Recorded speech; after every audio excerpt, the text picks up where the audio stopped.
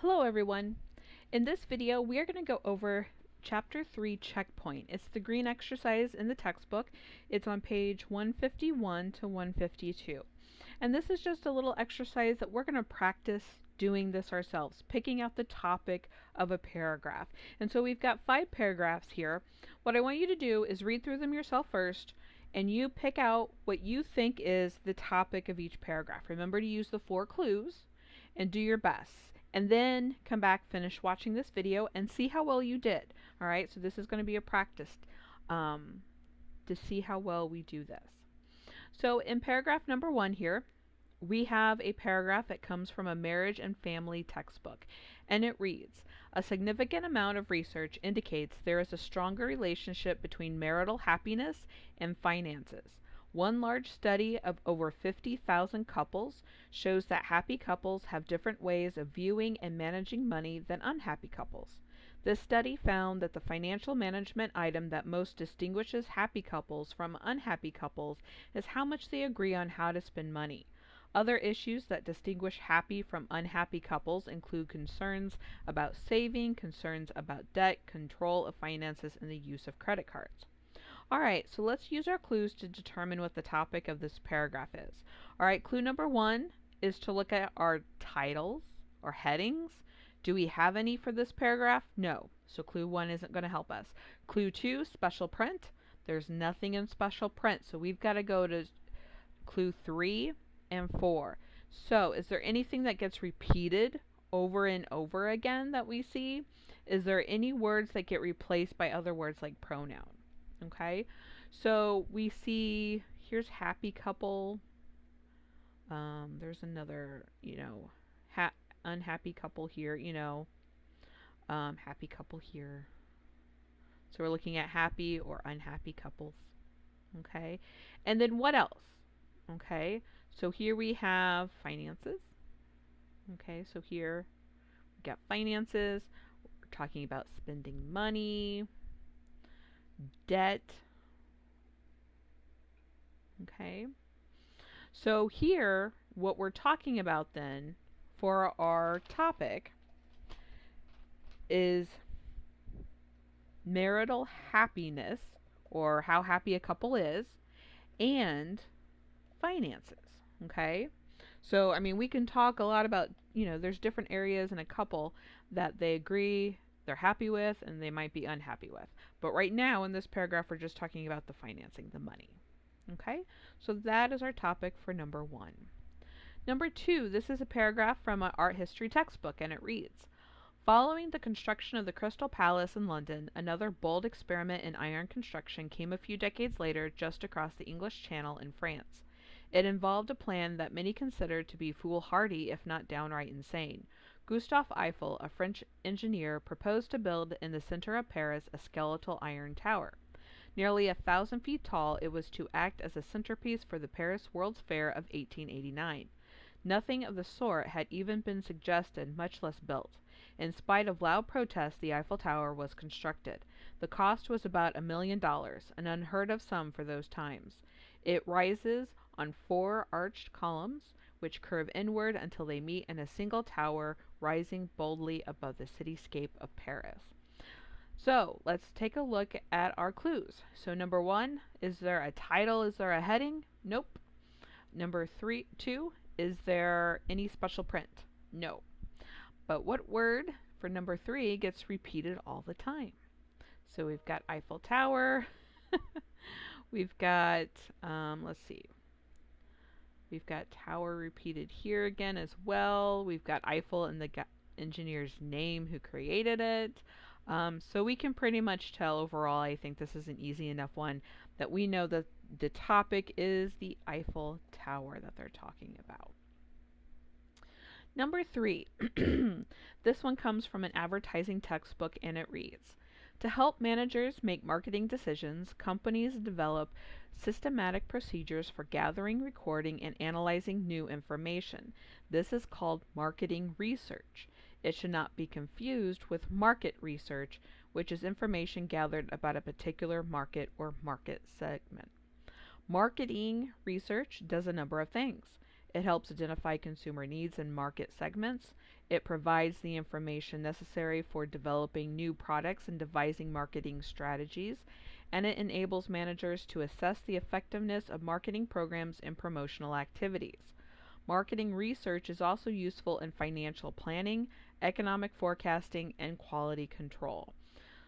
So here, is there any title headings? No.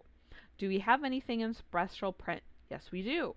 We have this word in bold, marketing research. But we also have this other word here in italics. Okay? However, remember what I had said in the PowerPoint and what was written in the chapter. Sometimes authors use the italics to show emphasis. Okay? So here, she's talking, or the author is talking about marketing research, marketing with an ing. They specifically say it should not be confused with market research, which is information gathered about a particular market or market segment. Okay? So it sounds like from the rest of this paragraph that the market research is kind of a part of the marketing segment, or marketing section. Excuse me. All right, so the rest of this paragraph was about marketing research. So that is what our topic is for this paragraph, marketing research. And even before you read a paragraph, if you see a word in bold, okay, maybe you're like, okay, maybe that's a topic, read the paragraph to double check yourself. Always double check yourself. Number 4, this paragraph comes from a health textbook. Risk factors for burnout include having extreme dedication to work, putting in long hours, taking work home on a regular basis. Other risk factors are taking personal responsibility for all uncompleted work, even if the amounts are unrealistic, and feeling anxiety and guilt about undone work. Although burnout has been studied mostly among service-oriented professionals whose jobs revolve around others, burnout can affect anyone. People who are burned out lose their concern and empathy for those around them and begin to treat them in a detached, mechanical way. Alright, so clue number 1, title headings, we've got none. Clue number 2, special print, there's none. Clue number 3, what gets repeated over and over again? We have burnout. We have burnout. Let's see what else. Burnout. So here again. So as we can see, we're talking about burnout, okay? Because it gets repeated over and over again. All right, and finally our last paragraph.